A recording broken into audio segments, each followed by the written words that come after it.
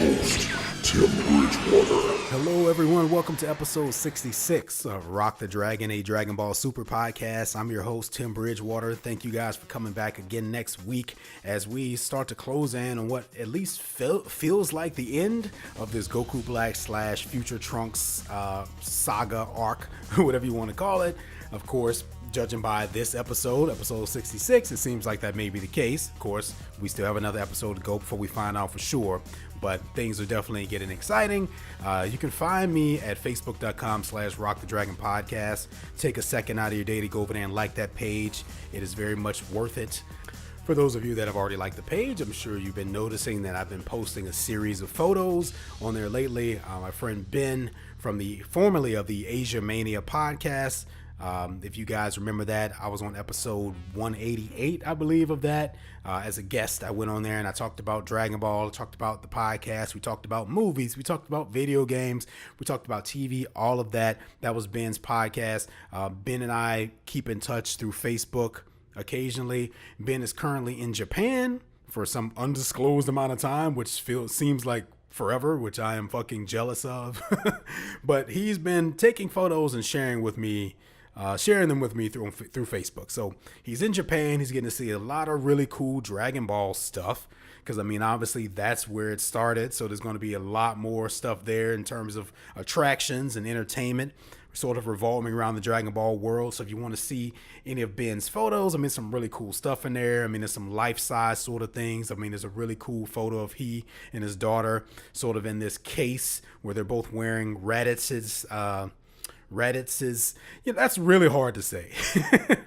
Raditz's, okay, there's a character named Raditz, okay, but I'm trying to talk about the plural possessive, the possessive of Raditz. Raditz's, his armor, his damaged armor, and I thought that was pretty cool, and there's a lot more stuff like that. So if you go over there to the page, you can see those photos. Make sure you click like, love, share, whatever you want to do. I'm sure Ben would appreciate it, and I thank him for sharing all that stuff with me, even though I'm incredibly jealous that I can't go myself. I'm wondering if anyone else has been to Japan and seen anything cool like that. Please share that with me. It's always nice to know about that kind of stuff, and I still have the intentions and the plans of visiting one day, and that'll be a hell of a day, and that'll be a hell of a week for me if I can make that happen. So make sure you head over there and get that page a like, and while you're there, find the links to the YouTube page. Once again, I now have a YouTube channel specifically for Rock the Dragon podcast and Dragon Ball content. That's all you'll find on that channel. Right now, I do not have a direct URL to guide you there because I don't have 100 subscribers yet. But the faster you guys get over there and hit subscribe, the quicker I can get that, the quicker I can do more stuff. But I'm still going to do some things in the meantime, so don't worry about that. But yeah, for right now, you could just go to YouTube, search Rock the Dragon podcast. You should find it there. Also, of course, you can find various links on the Facebook page as well. With that being said, if you have any questions, comments, concerns about anything, don't forget that we have an email segment called What Are You Saying? Where you can send me your email and we can read it on air and we can address it and answer your questions, anything like that. I have a couple of those to read this episode. I actually have 4 to be exact. 2 of them I'm going to read right now before the episode, and the other 2 I'm going to read after the episode because those 2 pertain to episode 66 of the show. So it makes more sense to read those 2 after. Okay, so let's just go ahead and jump into it.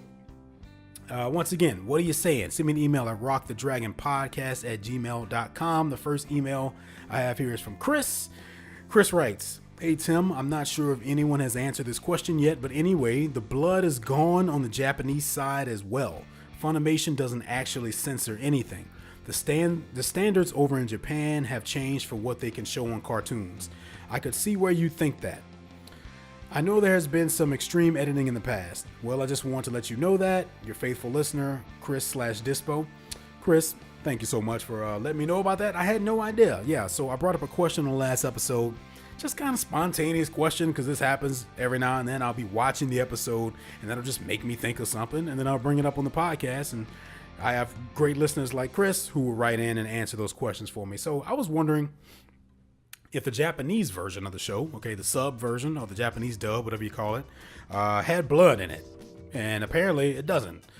I had no idea. I didn't realize that. I was just making some comments about how, it's just especially with this current arc where Goku and Vegeta and Trunks are pretty much getting impaled and beaten up and hands rammed through their stomach and knives and stuff stabbed into them every other episode, how much better it would be if we saw some blood. And that just made me think about it, and I started realizing, hey, back in Dragon Ball Z, I mean, when it first aired on Cartoon Network, there was no blood. But later on, once they started releasing the VHS unedited, uncut versions, they had blood. And then now if you get the Blu-rays and everything, now the blood and everything is there.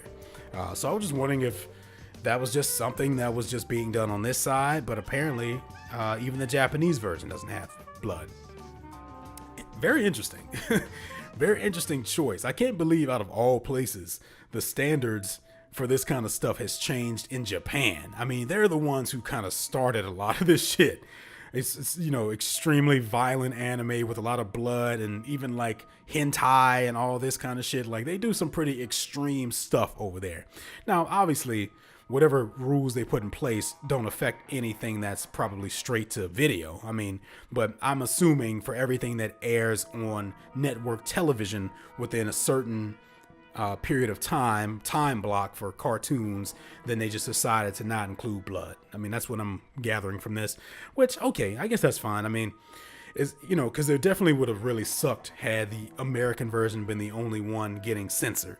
But if it's just all across the board, then I guess that's nothing to really complain about. I mean, I wish it wasn't that way, but I guess you do what you got to do. So yeah, I didn't know that. So Chris, thank you so much for letting me know about that. Always appreciate it to get that bonus info. I have another a message here.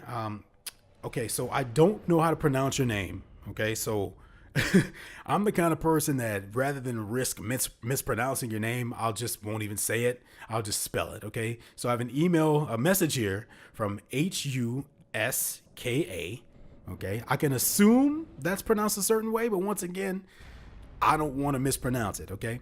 So, but thank you for messaging me this. I was actually a little bit late on getting around to this one. It says here, cool little thought. As I was listening to episode 34, trying to catch up as quick as possible, but in that episode, you asked why some attacks were changed in the English dub. I'm not sure on the reasoning for the changes, but Kamehameha was a ruler / king of Hawaii and was credited with uniting the Hawaiian Islands around 1810, I believe. I'm not sure if you knew that. It's an interesting historical attachment to Dragon Ball. Thank you so much for letting me know that. I think I did know that. I feel like I knew that. I always knew that the term Kamehameha did come from an actual... I didn't know if I knew that it was a king, but I knew that it was an actual thing. It wasn't just something that was like made up for the show. It was very much a term. And of course, in the actual translation of it, I believe, is Turtle Destruction Wave in terms of Dragon Ball. But in terms of real life, there was an actual king whose name was Kamehameha, and it does tie into him as far as the origin of the name of that move, because when you think about it, it makes sense, right?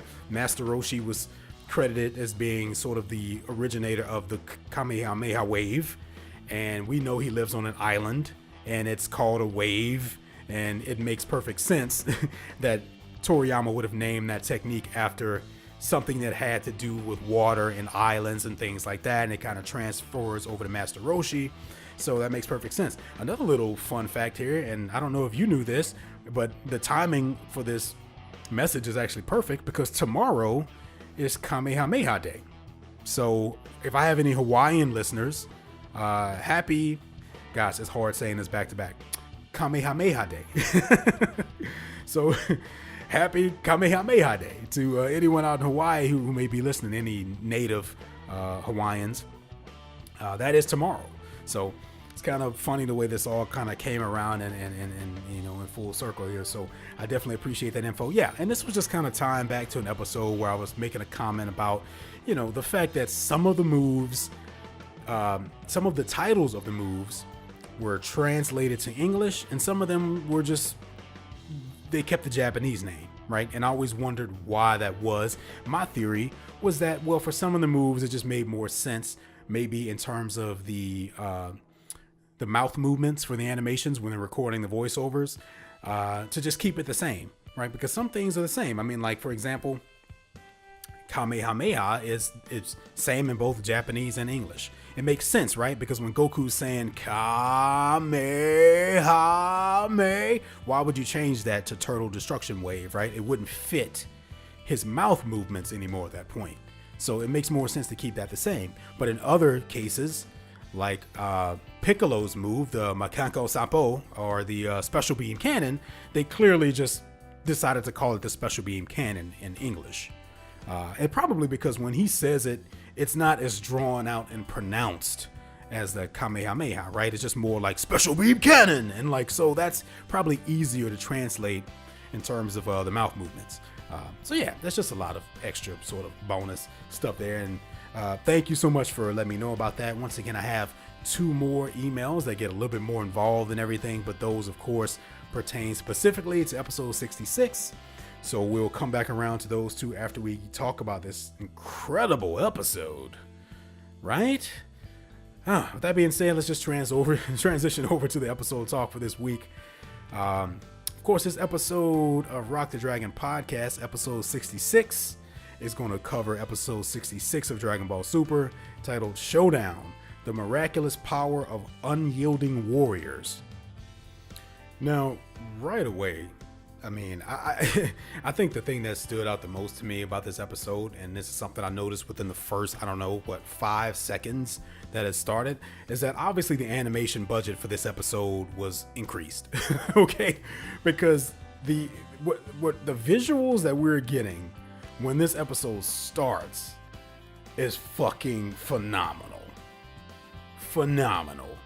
And I don't throw those words around a lot when it comes to this show. I mean, you guys have been listening long enough to know you probably have a good idea of the things that tend to impress me and the things that kind of don't. This was super impressive.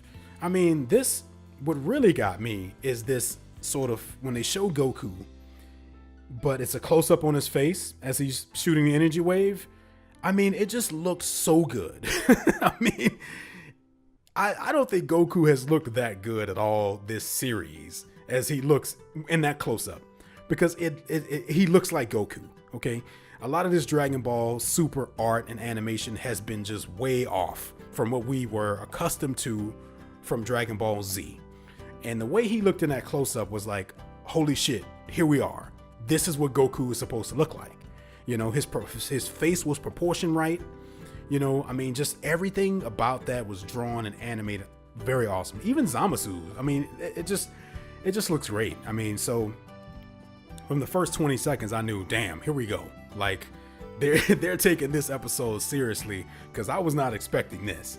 I was not expecting it to start off with this kind of action. Well, I mean, we left off, obviously, at the end of 65 with Goku blasting the Kamehameha wave at Zamasu and whatever his wave is called. So I knew we'd pick up right where we left off before. But I mean, obviously the massive upgrade in quality from that episode to this one is like jarring, okay? But it's awesome. It's awesome. Now, my only complaint, and this really ties in more so to my cable provider than it does, you know, Toei Animation or anyone like that, is that whenever there's a lot of action going on in any show that I watch, my cable gets kind of pixelated. And that just sucks. So I blame Cox, okay? That's the name of the cable company that I have. So it's probably their damn fault, because they don't have apparently, I guess they don't have the bandwidth or whatever necessary to stream high energy effects and action scenes on TV shows for some damn reason. I think I talked about this before in other episodes where I was watching The Flash. That's another show that I watch. Anytime The Flash runs really quickly, it's worse on the CW than it is on any of the other channels I've noticed. But yeah, it gets really pixelated. So, I mean, I can only enjoy it so much because of that. But as I rewatch it right now on the Adult Swim website, it looks incredible. So, yeah, so definitely an awesome way to start off an episode with a bunch of awesome animation and awesome art. So I can't really complain about that, because the way Goku looks in these shots, I mean, it brings me right back to like the Dragon Ball Z movies, you know, where the animation was kind of at its best. So Great start to the episode. Okay, so of course now we're back into this moment where we've got sort of an energy wave struggle battle. Goku is sort of being overwhelmed, but then he decides, he says, hey, I'm not giving up, not this time. I'm not letting it go down like this. He screams out full power, and then he just kind of unleashes, he just puts everything he has essentially into this energy wave. Now it's not, I don't know, it's a little bit tricky, right? Because at one point in time, when these characters would say that they're giving it all, because Trunks did the same thing last episode. He says, I'm gonna put it all in this final blast, and he released that Gallic gun, and then Vegeta joined in. But somehow he still has strength this episode to use, so he obviously didn't give it all that he had, even though he said he was doing that. And Goku, even though he put all he had into this wave, this energy wave, you know, if this was Dragon Ball Z, right after he did that, he would have immediately went back down to standard Goku Saiyan mode with the black hair. But he was still kind of powered up in Super Saiyan Blue. So I'm not sure, you know, what that was supposed to mean. But it looked badass, and you know, so I can't really complain about it. But what it did do, it did have an effect on him. He's sort of unable to use his arms at this point because he put everything into that blast. Right, so he's kind of fighting at Zamasu using just his legs only, and some badass animation. I mean, it looks good. It looks good. I can't bitch about it. You know, I love it when I understand. Trust me, and I don't want to get too far off topic with this, but obviously there's a history of bad animation and art in Dragon Ball Super, and you know it's tough putting out a new episode of a show every single week with no breaks. Okay, this show doesn't really take any time off in Japan. Like, it comes on once a week, every single week. So it's tough to pump out great quality week after week for a show like that. I wish they would have handled it differently. I think there is a way to do it, and they just didn't handle it right. But I'm trying to give them the benefit of the doubt. So when they come in with the good shit, I wanted to come in on episodes like this where it really counts, right? So don't waste the budget on episodes where there's nothing happening. If they're all just kind of standing around talking and it's sort of a filler type episode, I don't really care about the animation being flawless there. It's the episodes like this where it really shows and it's really awesome. So I'm glad that they kind of saved it here. Now Goku kind of rushes over, and you know, there's a moment where he's using his legs, but he's kind of getting overwhelmed by Zamasu because he's just using his legs. And then he brings back the Kaioken. So I love that, because once again, it's always nice when they establish something and then they don't forget about it. Some of my favorite moments is when they bring back things that they previously established. That kind of happens a couple times this episode, I think. And we can't forget that during that Destroyer tournament, that Goku found a way to sort of boost his Super Saiyan God powers by using the Kaioken attack. So he does that here. Now he doesn't go all the way up to like times 10. That probably would have killed him at this point, because he was already super weak anyway from putting all he had into that blast. So he manages to land a really serious kick to Zamasu.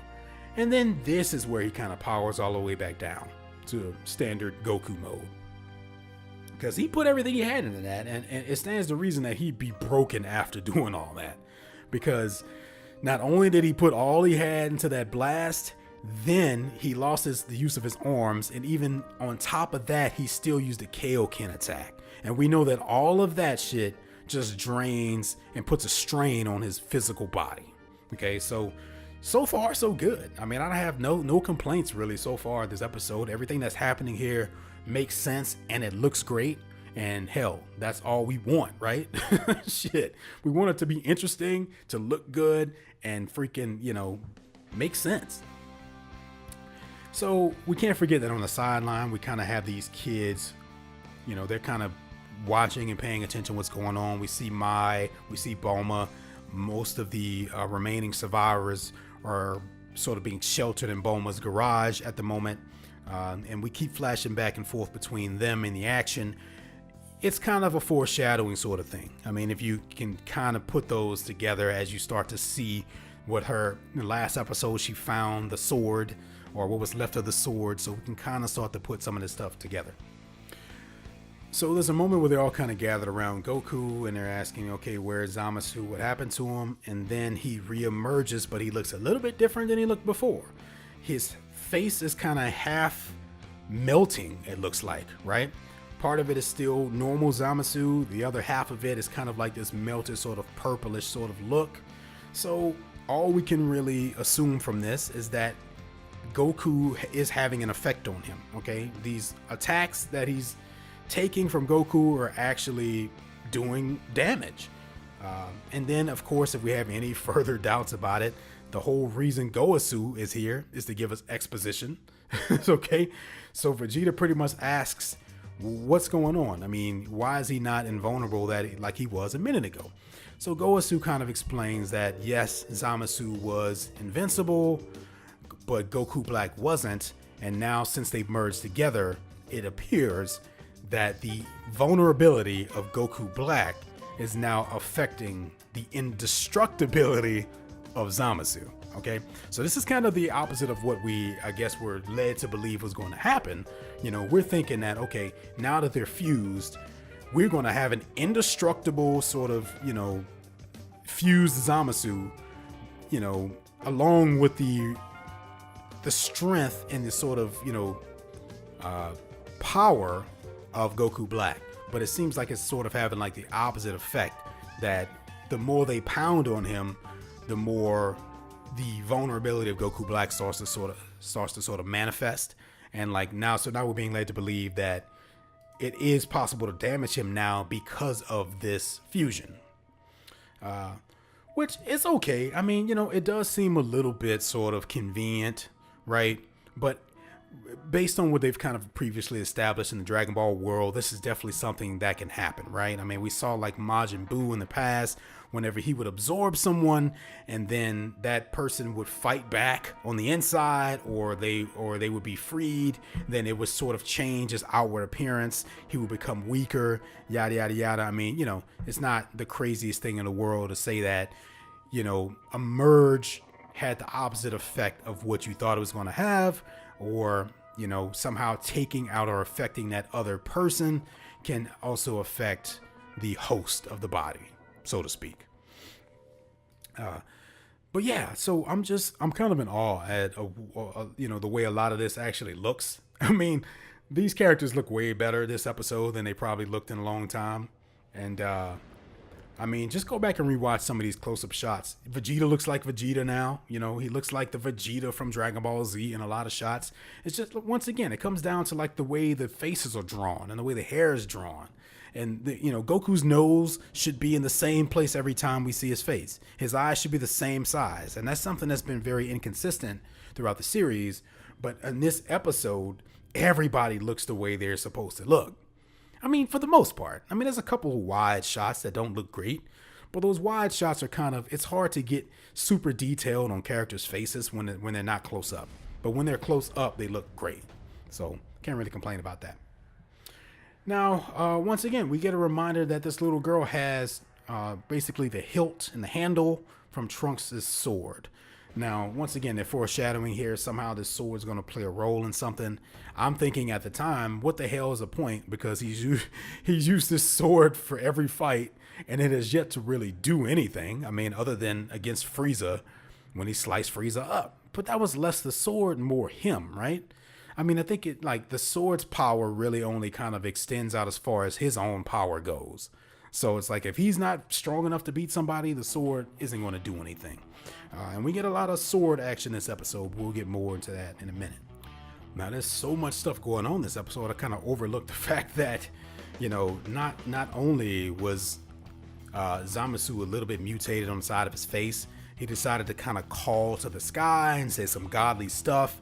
And these sort of beams of lightning come down and they strike his mangled arm, right? Because that side of his body is kind of mangled, and somehow just further mutates it into this giant Resident Evil, I don't know, freaking creature arm thing. I mean, I don't know. It's not the most inspired sort of a transformation, but I don't mind it, because I feel like everything we're getting at this point is so good, and I'm so invested and I'm so excited about all the intense action that we're getting, and it looks good too. So I'm willing to kind of let a lot of shit slide here. in these moments. So I'm thinking, okay, well, now he's mutating. Well, I mean, once again, that's nothing new. I mean, these villains mutate, they transform, they have different versions of themselves. I mean, that happens all the time. This one just happens to be, well, he's just got some mangled, mutated giant arm. And it's disturbing looking. It's very, very freaky looking. It's very freaky looking. Meanwhile, of course, Bulma is, like I said, working on restoring the time machine, because they're going to need a way home when it's all said and done here. Now we go back to our crew, the Z Fighters here, and Goku just kind of comes out with it. I mean, I was wondering how this was going to come about, because I've sort of predicted it a few episodes back, that they will fuse at some point and form Vegito. But I was curious about how it was going to come about, right? How it was going to be suggested. Who was going to be the one to suggest it? I think I assumed it was going to be one of the Kais. I thought it was going to be Shin or Gowasu. But no, it's actually Goku himself. And he says, like, you ready, Vegeta? He's like, we're going to fuse using the Potara earrings. And, Trunks is sitting there and he's like, what? You guys can join bodies too? Because remember, he wasn't around for any of that. That happened during the Buu saga. Trunks had gone back to his own time by that point. There's no reason that he would have known about that. So that makes perfect sense. Good writing there. It's a kind of bad writing that Shin is like, oh, I thought I got you guys ruled this out. And I mean, even if he thought that, it doesn't explain why he wouldn't have at least suggested it, right? I mean, like, it makes sense because he knows that Vegeta hates fusion, that he would be like, well, they surely thought about this already, and I'm sure they ruled it out. But in a situation where everybody's about to be killed, you would be like, hey, just want to double check here and make sure you guys didn't want to fuse. No? Okay, good. But, whatever. I mean, they had to find a way to save it to the very end. And from a writing standpoint, that sometimes isn't easy to do. It's not, writing isn't easy. Okay, first of all. And, sometimes you have to find super creative ways to be suspenseful and keep things to the very end so that it's exciting. So in some ways they could have fused a long time ago, but you have to find a way to save it until now so that it's more impactful. So I can't really be mad about that. Not to mention, before now, they probably didn't see a reason to. They probably didn't feel like it was necessary, right? But now they've got this big mutated version of Zamasu, and they're thinking, okay, maybe now sort of is our last resort, and maybe this is all we can do. Not to mention that at this point, there's still some confusion as far as, like whether or not Vegeta's going to actually want to do it or not, and whether or not it's going to be permanent or not. Remember, because this, of course, was a question that I had coming, because I had a feeling that this was about to happen. And my question was, how are they going to address the whole sort of idea of the fusion using the Potara earrings being permanent? Okay, that was one of my biggest questions that I had. How are they going to address this time around? Because the last time we heard about this, we were told it was permanent, but of course it wasn't. Because the second that Vegito got absorbed by Buu, or eaten or turned into candy, or whatever the fuck happened, they split. They split inside his body. Okay, so there's always some sort of way to get out of this thing. Okay, so, and not to mention, even when Shin and Kibito fused, their fusion wasn't permanent either, because they just used the Dragon Balls to undo it. So what the hell does permanent actually mean in this universe? Now, what I love about this episode is that the writers address it. They could have easily just glossed over that. But they have Goku ask Gowasu and says, hey, I have a question. The last time this happened, it was supposed to be permanent, but it wasn't. And this is where we get this thing that's, hell, man. I mean, it's kind of a convenient sort of thing, but it really does shake up everything we thought we knew about fusion. Okay? Because Gowasu says it is permanent, but only when a Supreme Kai is involved. Now, when he first said that, I didn't understand it. I was thinking, well, a Supreme Kai is involved. They're using Shin's earrings. Doesn't that mean he's involved? But what he meant by that was, if one of the Supreme Kais is involved in the fusion itself, then it's permanent. I.e., Shin and Kibito. Even though it wasn't really permanent even for them. so so basically he's like, truth is, it's only permanent if Supreme Kai is involved. And he said, otherwise it only lasts an hour. I mean, like, unless of course you use the Dragon Balls, so we should, yeah, I mean, because, I mean, every time they say this, there's like a disclaimer, right? There's like a little footnote that says, well, except if, because remember, Shin and Kibito, Kibito Kai existed, and then we found out somewhere at the beginning of the Destroyer tournament that they didn't want to be fused anymore, so they just used the Dragon Balls to come apart. So even in that case, it's still not permanent. So I guess at this point, it's permanent unless you use the Dragon Balls to take yourself apart, or if you're not Supreme Kais, then it only lasts an hour. Okay, so yeah, that's sort of a big sort of retcon thing in the universe, but it does help fill in some plot holes, because now we can say, well, maybe they didn't separate because they were inside Buu. Maybe they separated last time because an hour was up. I'm not a big fan of kind of retconning shit, but for something that was sort of a big plot hole and a big question anyway, if they're going to attempt to fix it, then I can't be mad at that.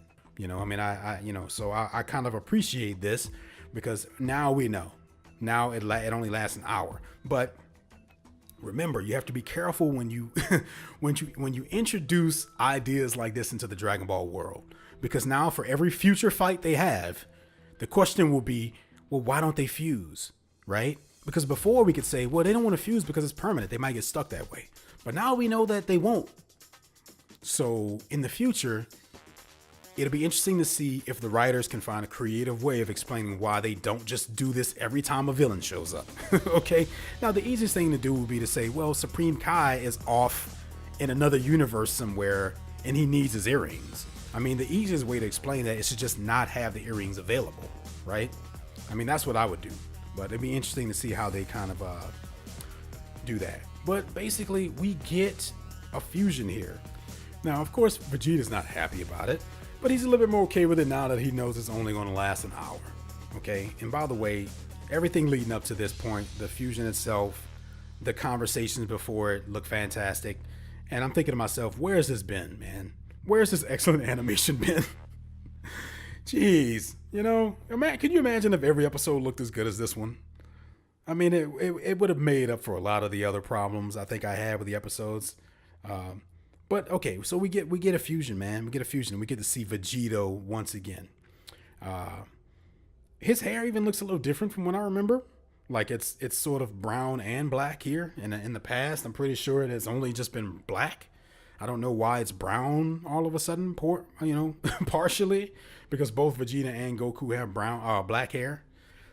So that's interesting, but whatever, I guess.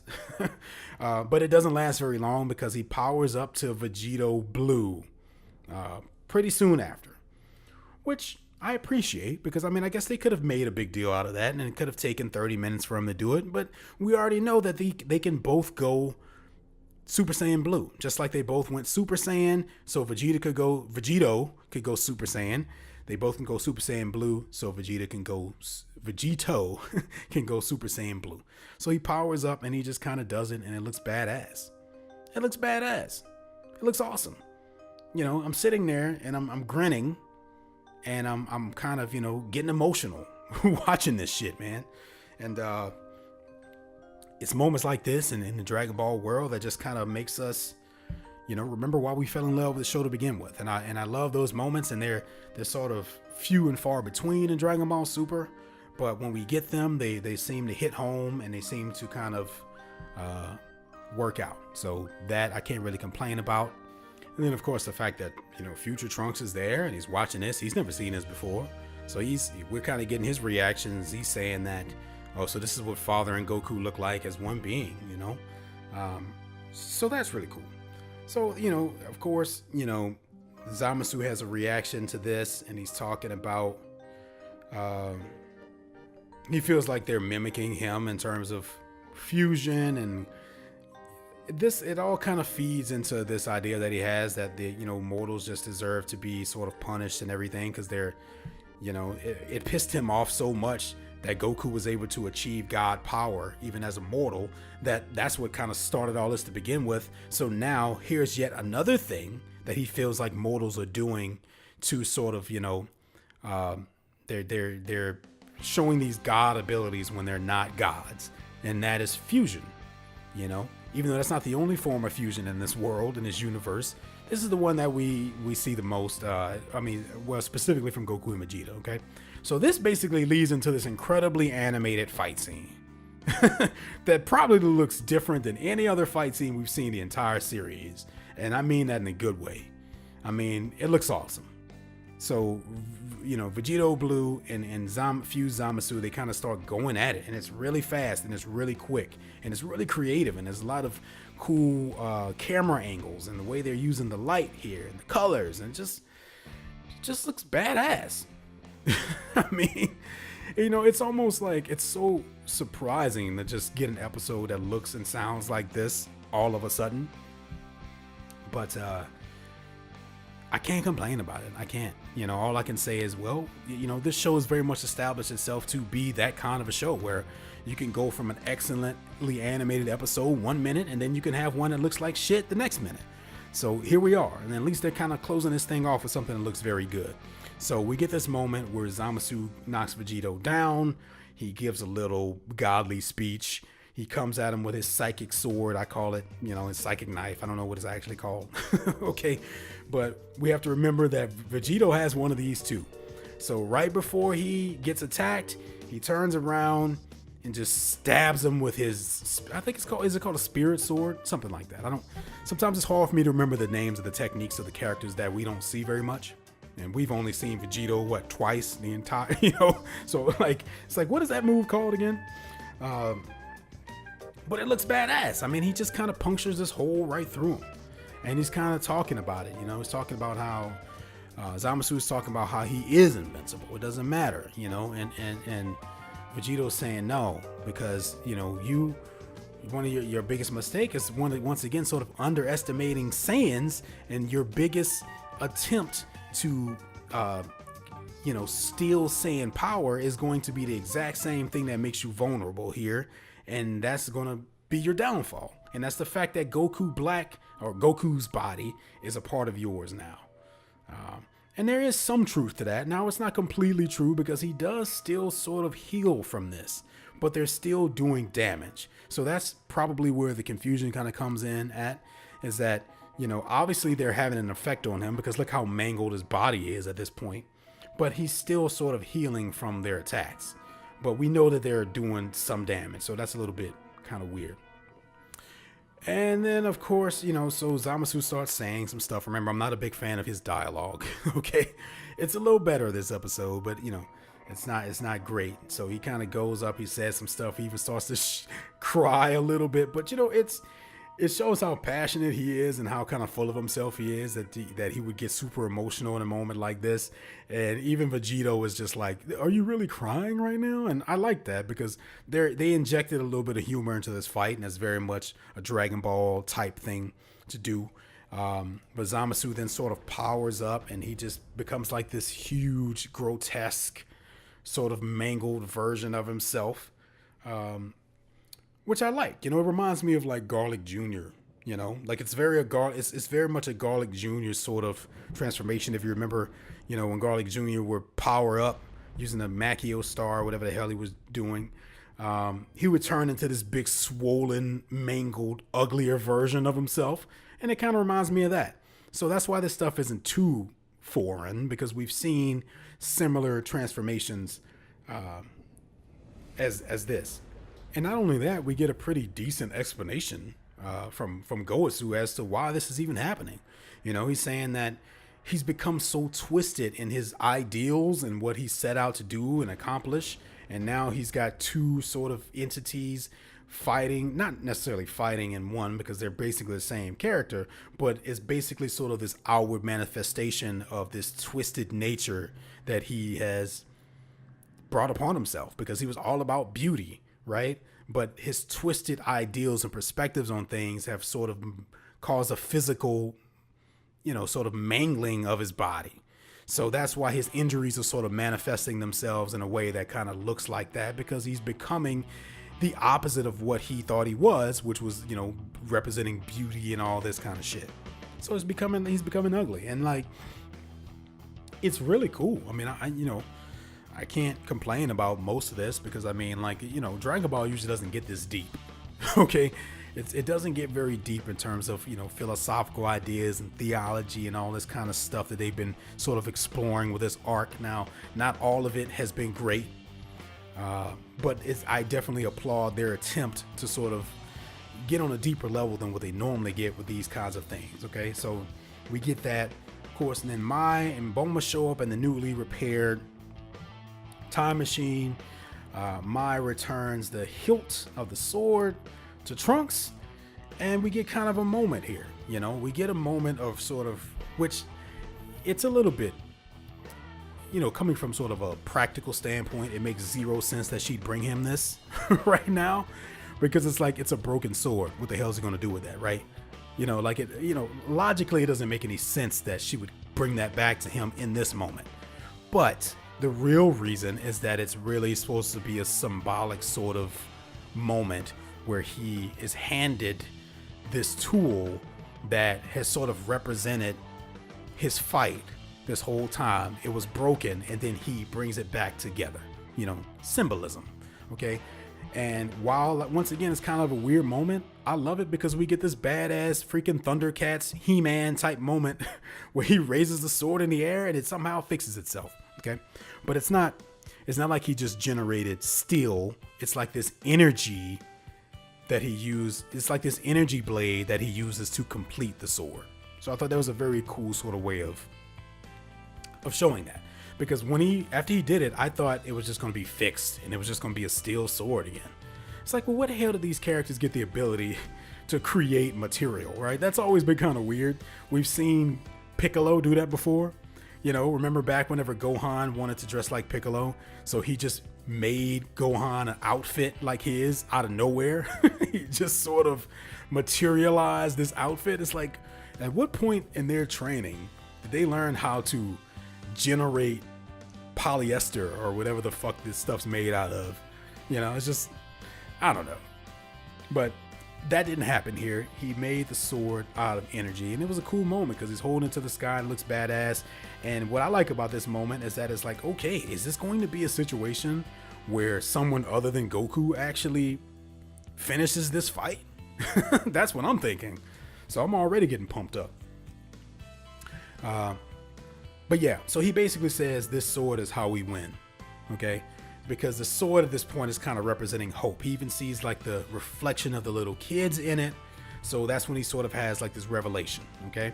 Meanwhile, Vegito is pummeling the shit out of Zamasu at this point. Okay. And once again, some pretty badass animation. He even charges up a final Kamehameha, which just looks incredible. It looks incredible. I mean, I forgot how badass that move looks. It's essentially a Kamehameha wave with the final flash gold wrapped around it. And I think that's a pretty badass way of displaying that. It doesn't really do anything, which is weird. It doesn't seem to do any damage. But it does kind of open Zamasu up for a punch to the face. But at this point is where the fusion ends. So we're thinking, what the hell just happened? Because Goku and Vegeta split. They split. We know an hour couldn't have gone by that quickly, right? So it's got to be something else. So then, once again, our exposition machine, Goasu, says, hey, their power level must have been too much for the fusion to handle, and so it caused them to separate sooner. Now, kind of convenient, right? Kind of convenient, but once again, not unheard of. Okay, not unheard of. And this is why I don't have a problem with this. There have been situations in the past where forms have not been able to be maintained because of the amount of strength or energy it took to maintain those forms, basically.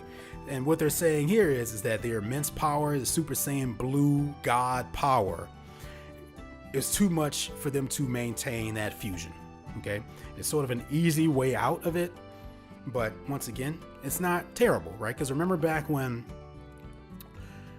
Goku was temporarily brought back to life during the Buu Saga, and he had like a day or something like that to be back to life, and then all this stuff happened and he ended up fighting Boo. He turned into Super Saiyan level 3, and it took so much energy for him to maintain that form that it made his time back on Earth shorter. Okay, so once again, it's not completely new. It's something that they've done before. It's an idea that they've explored before. So with that being said, I'm okay with it. And plus, now we can start to see, oh, so this is how Trunks is going to become the next fighter here, because Goku and Vegeta can't do much at this point. I mean, they did take Senzu beans, but they just kind of split, right? But and it took a lot of energy from them to sort of maintain that. And then not right after they split, Zamasu lands a couple of really good hits, you know, well, at least one really good one. And then right when he's about to just swipe him, Trunks shows up with his sword, his new energy sword, and we get a fight between them. Once again, the animation looks incredible here. Badass. I mean, you know, we're really feeling Trunks' power here. He gets a couple of good swipes in with the sword. It does penetrate. It does do damage. It does disappear immediately, though. So apparently it's still not enough to really do any permanent damage. Okay, but we get some really cool action here. And, you know, I've said this before. Trunks has been very sort of, I don't know how to explain it. I mean, like, he's been giving a lot of speeches during these fights. And some of it sounds really cheesy at times. But it didn't sound cheesy this episode. It seemed like it worked here. It seemed like it made more sense in these moments for him to say the things he was saying, because now he's more determined than ever, you know, and he feels stronger than ever. And now he's got this energy sword, and Eric Vale's voice acting here is phenomenal. You know, I think I mentioned this last episode. He sounds a little bit weird when he's just talking in regular conversation. But when he yells and he gets angry, that's one of the best voices on the show. I mean, and I mean that. But he has this realization, and there's this moment where he begins to glow with bright light. Okay, this bright white light, and then we see some of the other bystanders, and we slowly start to see this aura develop around them, and we see these little balls of energy floating up into the sky. Well, where have we seen this before, right? Longtime Dragon Ball fans should immediately recognize that. So I'm thinking Spirit Bomb? But how, right? No, I don't see anybody standing there holding their hands up to the sky or anything.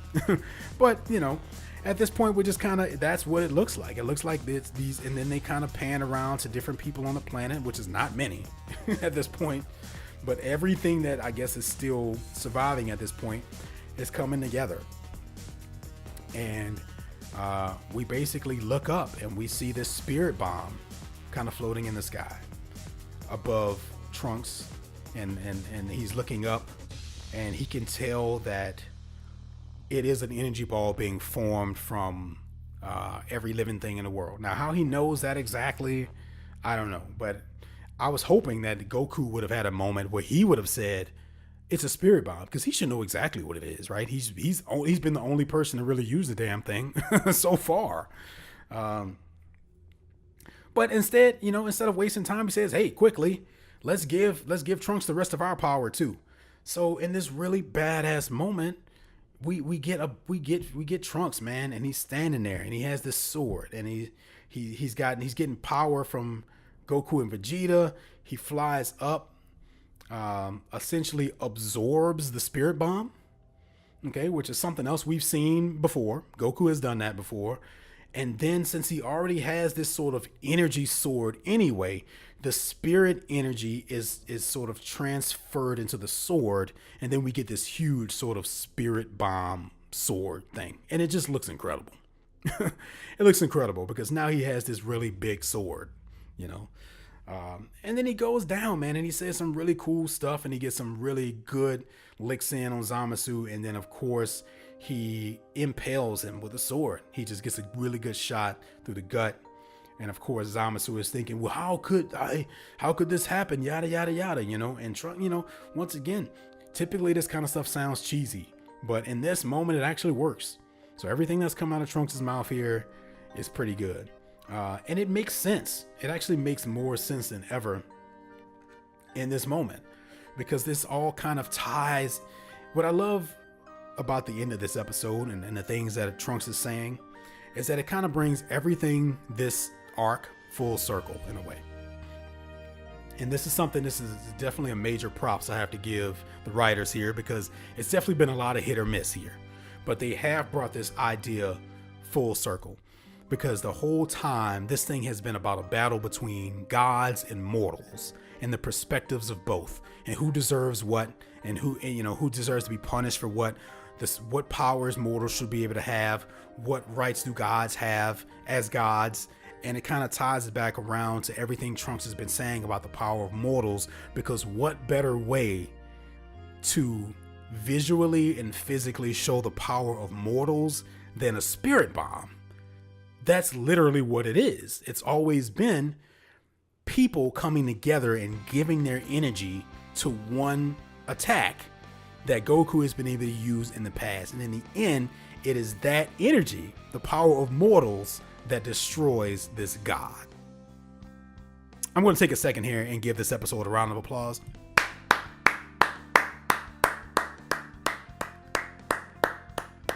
Whew, man, I didn't know it was going to go down like this. I didn't. And that's a hell of an ending. That was a hell of an ending. And of course, the episode just ends with Trunks slicing Zamasu in half. Okay? And it looks fucking awesome. And we don't even need blood here. You know? Like normally, like in Dragon Ball Z, we would have been expecting a lot of blood. But he's a god, right? He's a god, so his blood, he probably doesn't bleed. You know? But there's all this divine energy coming out as he's being sliced in half. And it looks incredible. And that's how the episode ends. I was sitting there with my mouth hanging open. I think I teared up a little bit. I think I yelled. And I said, God damn it, that's how you do it, Dragon Ball Super. That's how you do it. Okay, that's how you, that was an awesome episode. One of my favorites. I mean, it looked great. It was action-packed. Everything was fucking great. Was everything perfect? No. But I mean, like, you know, it's very hard for things to be perfect now anyway. Okay, but we're going to talk more about this, so don't worry, because I have a couple emails that kind of involved. We're going to get a little bit more in depth to a lot of this stuff, but the summary of my opinions of this episode is I thought it was incredible. I thought it was incredible. Was it perfect? No, but once again, we'll get into that in a minute. What do you think about it? What are you saying? Send me an email at rockthedragonpodcast@gmail.com. Okay, now with that being said, we're going to switch back over to that segment. We're going to read these emails. We're going to break this down even further. Whew, let's do it. Okay. So I got an email here from Ben. Says, watch episode 66 before reading. Says, hey Tim, it's Ben. I've written into the podcast once before, but it was quite a long while ago. I'd like to hear your opinions on some behind the scenes stuff. First off, how do you feel about Goku and Vegeta being back in their outfits from the beginning of Super? Do you prefer their Whis outfits or these classic ones? I personally found it odd that they went back in time for Vegito to show up. That they went back just in time for Vegito to show up again, depriving us of a new gray and orange Vegito design. Now, Ben, since you kind of did me a huge favor here and kind of split your questions up, then I'll go ahead and just take them one by one. Okay. Yeah. I mean, I actually really liked I call it the Whis armor. I mean, like, you know, because it was basically, you know, Goku had a gi, and it had Whis' symbol on it. Vegeta had an armor, and it had Whis' symbol on it, and that they kind of wore that when they were training with Whis. And I think throughout most of the Battle of the Gods arc, they were dressed like that. And yeah, at some point, I don't remember exactly what it was right now, they did switch back to sort of their original sort of looks. I do think it would have been really cool to see a Vegito with the Whis armor, you know, to see the combination of that, to see what that would have looked like. But this shit isn't really, honestly, it's not accurate anyway. And here's why. Back whenever Goku and Vegeta fused the first time around, Vegeta wasn't wearing that Saiyan armor. That armor he's wearing now, he wasn't wearing that. He was wearing that blue shirt. Remember, Vegeta, during the Buu Saga, Vegeta was wearing like a blue sleeveless shirt. So it made a lot more sense that when they formed together, they would form that outfit that Vegito wears. Now he's wearing armor. So when Vegito was formed this time around, it should have looked different anyway. It should have been a combination of what Vegeta is wearing now, plus Goku's gi. But they didn't do that. Okay, so if we have to assume, it's just because it's nostalgia, right? They've already established a character that looks like this, so we're gonna make sure when he shows up again, he looks the same way that he looked before, just for recognition. That's all I can assume. I think it would have been cool to see a combination of those two other outfits, but once again, we didn't get that anyway, because Vegeta was definitely wearing those white gloves and that sleeveless like blue shirt thing during the Buu arc. And that's why Vegito looked the way he did before. But even though he was wearing something different this time, Vegito still looked the same. So once again, I think it's just one of those creative decisions you have to make and say, hey, do we want this character to look different now, or do we want him to be recognizable? This is people's first time seeing him since, Dragon Ball Z. We want him to look the exact same he did as before, even though he doesn't look the exact same. I mean, obviously he has blue hair now, and his hair was sort of black and red this time around. But so while I think that would have been very cool to see, I kind of understand why they didn't do it just for nostalgic purposes. And I do think that that's probably why they ultimately ended up putting them back in their more familiar outfits, because I mean, for the most part, Goku is worn the exact same gi for most of all the series. Okay, when he was a kid, his gi was more red than orange, and he didn't have like a blue shirt under it, but it's always been like an orange red gi, and it's just always had a different symbol on the back depending on who he was training under at the time. And Vegeta's outfit has changed with every arc, it seemed like, until now. But I think, I could be wrong about this, but I think the most popular versions of Goku and Vegeta are the way they look now. Like every time I think of Vegeta, I think of him in that armor that he's wearing now. So that armor that he was wearing throughout the Cell saga, that is the most badass armor he's ever worn. So I think that's why they keep putting him back into that, because I think people like that look more than any other look. So I can't really be mad at them for that. Now I do kind of hope we see some changes in the future, but I doubt it, because they tend to keep these characters looking the exact same when they fight. Okay. So, the rest of your email says, secondly, do you like the route they took with layering James Marsters' voice twice for Fuse Zamasu, or would you prefer one be Sean Schemmel? Okay, so according to what you're saying here, that Fuse Zamasu's voice is not a combination of Sean Schemmel and James Marsters. It is just James Marsters' voice twice. Which that's very unusual, right? Because usually with these fusions, they just combine both actors' voices. I think they did that with Gotenks. They certainly do it with Vegito. That's clearly Christopher Sabat and Sean Schemmel's voice matched together. But in this case, they use one voice. I'm okay with it. I don't mind it. I think it makes more sense in this case to use one voice, because even though it's a fusion, this is the same character, right? Zamasu fused with Zamasu. Technically, right? It's Zamasu, but in Goku's body. The only reason why he sounded like Goku was because he was speaking through Goku's body and Goku's, lungs and diaphragm. But now it's more so like, it stands to reason that since this is a fusion of two Zamasus, that Zamasu's voice, the original Zamasu's voice, would be dominant. So I think it makes more sense when you think about it like that. And while I didn't prefer his dialogue, I wasn't crazy about any of that, I didn't mind the way it sounded. I thought it sounded just fine, especially this episode. A lot of this yelling and the anger sounded phenomenal to me. It really did. So, I would have been interested to see what a Goku Black and Zamasu voice layered on top of each other would have sounded like. I'm totally fine with this because it makes sense that they would have one voice since they're technically the same character, right? Okay. And finally, what do you think is the best animated scene in the series so far? The initial fight between Zamasu and Vegito is done by Naotoshi Shida, And I think it's the best animated sequence so far in the series, closely followed by his work on episode 57 with Goku and Trunks fighting Zamasu in black. Ooh, that's a tough question. Best animated scene in the series so far. You know what? I can't answer that. I mean, I have sort of my favorite moments, right? And those are usually, probably your favorite moments are probably mine too. And I think they're probably everyone's favorite moments because they're the ones where somebody's powering up or someone's reaching a new level.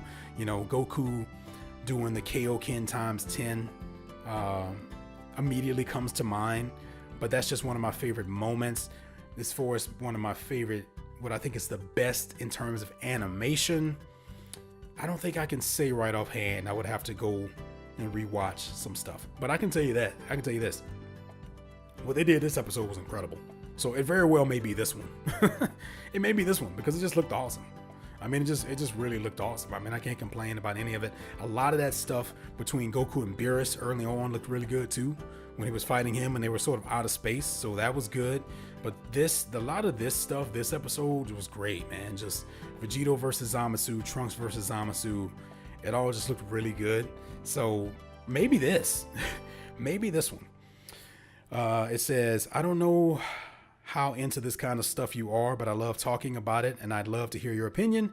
Thanks for making an awesome podcast and keep it up. I left you a 5-star review, but it's on Canadian iTunes, so I don't know if you can see it. Thanks, man, and have a good one. Ben, thank you so much. With that being said, I didn't realize you left me a review. Yeah, it's not showing up. I believe that Canada is included in the United States iTunes, right? So like there's not an iTunes for every single country. Obviously that would be way too much. So they typically kind of group them by region. I'm pretty sure Canadian iTunes is the same as US iTunes because it's not like we're talking different languages or anything, right? It's like we all speak pretty much the same language. We just have different accents. So I'm pretty sure it's the same. So I don't know when you left that review. If you left it today or yesterday, it's not going to show up right away, but I'll definitely keep an eye out for it. And if by some chance it hasn't showed up by next episode, then I may ask you to just kind of screenshot it and send it to me so I can read it and adjust it and address it. But thank you so much for doing that. I mean, anytime I get a 5-star review, that's freaking incredible. So if anyone else out there wants to leave one, obviously, head over to your iTunes, leave me a 5-star review, and I'll be happy to read it. Or if you don't want me to read it, I won't. I mean, you can just kind of let me know. Okay, thank you so much for that, Ben. I hope I answered all your questions there. Good to hear from you. I have one more email here. This is actually a message on Facebook. And this one is from Evan. Evan is a long-time listener. Good to hear from you, Evan. Evan writes, Hey, Tim, did this week's episode feel like an extremely rushed and sloppy conclusion to what was otherwise a thoughtful and enjoyable arc? Within 1/2 hour show, we got the end of Goku's Kamehameha, the Vegito fusion in full fight, the exposure of Zamasu's weakness, and Trunks finishing the fight. I feel like this all would have taken several episodes in Dragon Ball Z. I have to also nitpick how stupid Zamasu's oozing purple face and arm looked. He was threatening as a perfect deity, but somehow he devolved into Monster Mash. Additionally, did Trunks make a spirit bomb without actually using the technique? Because if so, that is extremely shoddy writing. Also, you touched on this last week, but Trunks' speeches about the power of mortals just really fell flat. All in all, I'm disappointed that the DBS writers cannot seem to stick the landing with his arc. Thanks for your continued hard work. Evan, thank you so much for writing in, obviously. And if you just listen to the past hour and 3 minutes of the podcast, you know that I really like this episode, so I don't have a ton of complaints. Now, a couple of things I want to touch on here. You said you felt like it was rushed and a rushed and sloppy conclusion to what was otherwise a thoughtful and enjoyable arc. Okay, and then you list all the things that happened in this one episode. First of all, I don't disagree with any of that. It was definitely really, really quick, okay? Like, I was definitely expecting, when Vegito showed up, I was expecting that to at least be 2 episodes by itself, right? Like, we just spend like an episode or 2 with Vegito being cocky and beating up Zamasu, and then, it kind of gradually turning into something else. Okay. And so I get it. I get your point there. It definitely felt really quick, right? Because we went from one episode where Goku was blasting him with a blast, and in this one, all this shit happened in the span of 30 minutes. Now here's my here's why I'm okay with it, right? You mentioned this in your message. In Dragon Ball Z, this definitely would have been several more episodes. It would have. Vegito would have showed up at the end of one episode. He would have talked for a whole episode, threw a couple punches. The next episode, there would have been a couple blasts thrown. They would have talked some more. Then the third episode, that was Dragon Ball Z. But that was also one of the major complaints about Dragon Ball Z, from fans, is that there was a lot of filler and there was a lot of standing around talking to each other, talking to people, and there wasn't enough action. And Kai apparently went out and cut out a lot of that kind of stuff. And the reason why it doesn't bother me is because with Dragon Ball Super, they've already established the fact that they're not going to do that kind of stuff. There's not as much filler here. There's just they get to the point. And they've been getting to the point. And it doesn't bother me as much because, for one, everything that I saw was very entertaining. Even though it did feel a little bit rushed, it was very entertaining. If it looked like shit and it wasn't exciting to watch, then I would have been like, you know what, that was bad. They rushed it and it looked bad and it sounded bad and whatever. But I was okay with everything else.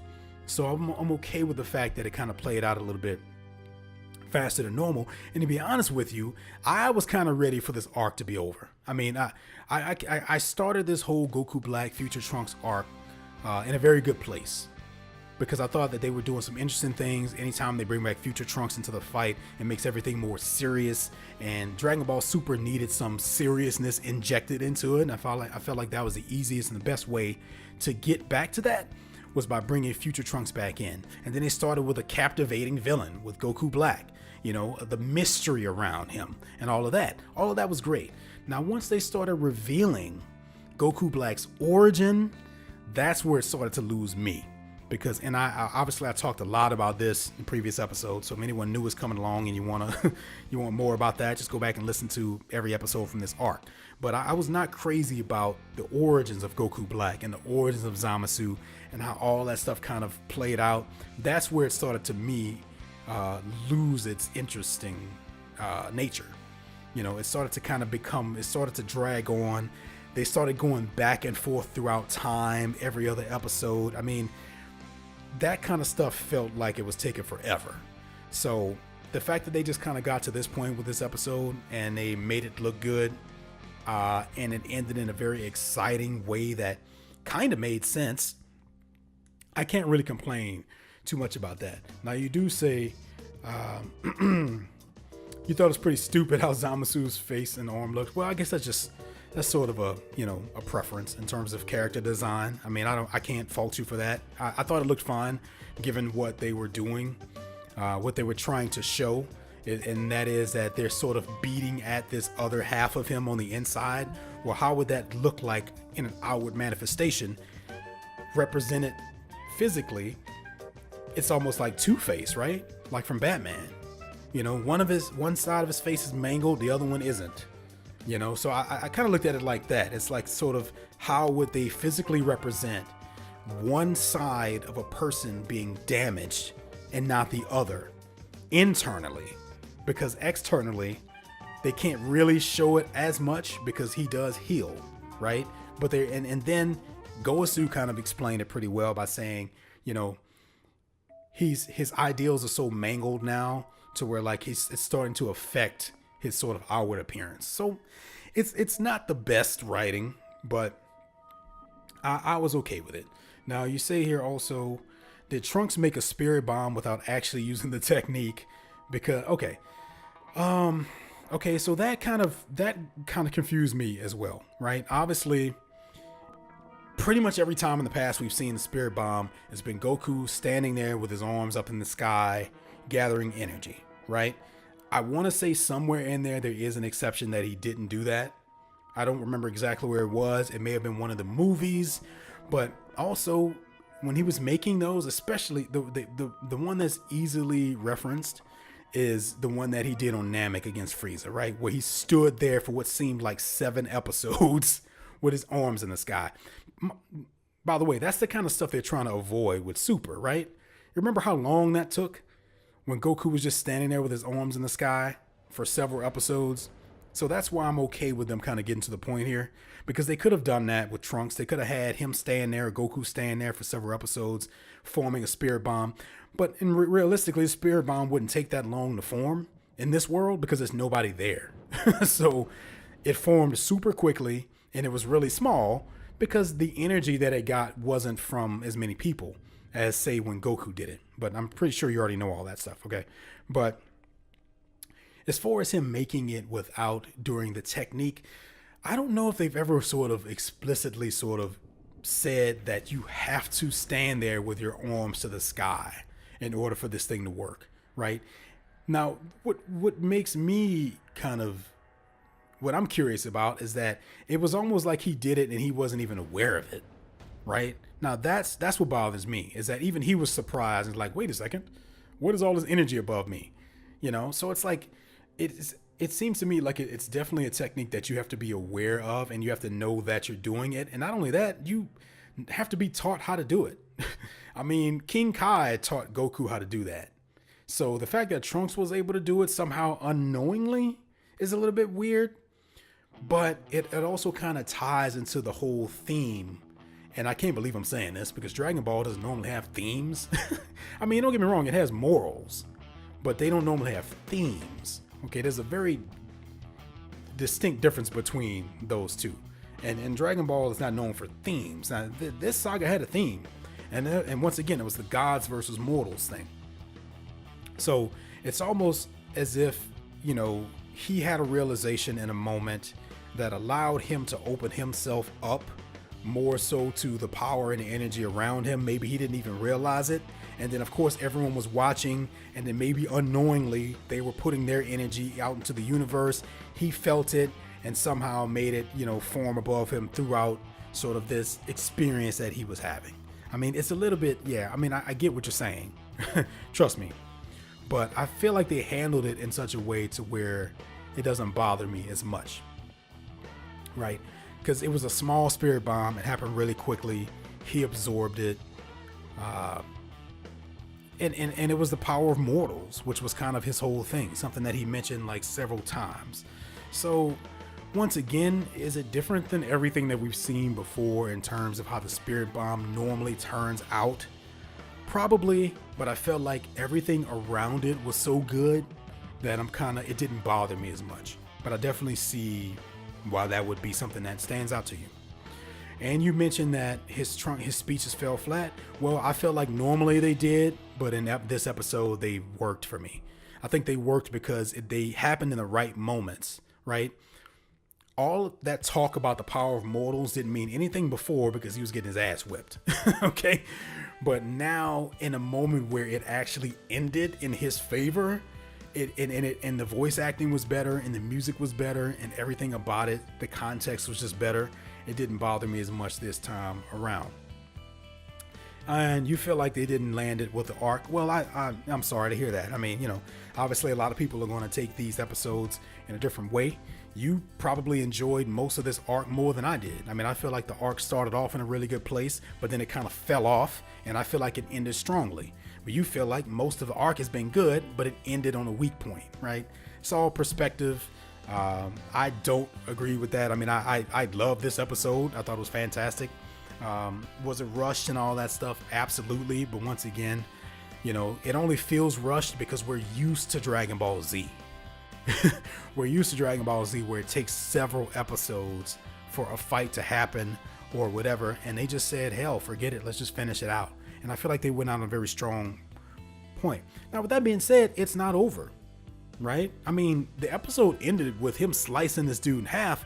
We can assume that he's dead, but it's not like we saw the end of it. So the next episode, we have to deal with the ramifications of this, whatever that is. And then we'll see what happens from that point on.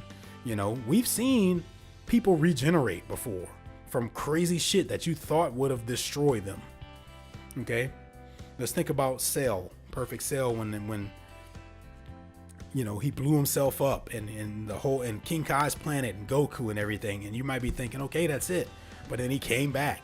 I don't get the feeling that's going to happen this time. I don't, because it was such an epic conclusion with everything Trunks was saying and the power of mortals and the spirit bomb. And it makes, once again, it makes sense to me that the spirit bomb was ultimately what took him out, because that was the power of mortals physically manifested, right? Through Trunks' sword, who was sort of the catalyst for this whole battle anyway, because this was his time. This was essentially his fight, right? And something else I talked about in the past was I felt like they didn't do a good job of showing why this fight was so important to Goku and Vegeta, because it's not like Zamasu was a threat to their time. So I love that in the end it came down to Trunks to be the one to do it, okay? Because that made sense for the story. And not only that, it's nice to see someone other than Goku finish off a villain for once. And I think you'd agree with that, right? Okay, Evan, thank you so much for writing in. I feel like I always have the really good conversations with you through your insight, because we don't always agree on everything, but we respect each other's opinions, and that's the best conversation. So I thank you so much for writing in once again. If you have anything you want to say about all of that, once again, send me an email at rockthedragonpodcast@gmail.com. I'm getting back to working on the YouTube channel. Please, if you have a chance, go over and look that up, subscribe. There's a lot more content that can come out as a result of this. I had a great time talking about this episode. It's an extended one for you. Hope you guys enjoy it a lot. With that being said, I think I'm going to get out of here because I'm starting to lose my voice. So until next time, for Rock the Dragon Podcast, I'm Tim Bridgewater, and I will see you guys next time. Guys, look, you're already here, okay? You might as well go ahead and watch another video. I mean, why waste your time going anywhere else? Plenty of videos right here, right in your face. Go ahead and click. Make sure you head over to facebook.com/rockthedragonpodcast. Like, subscribe, share, comment. You know it. Do it all, baby. We're going to do it. It's a good year. Yeah, I'm running out of time.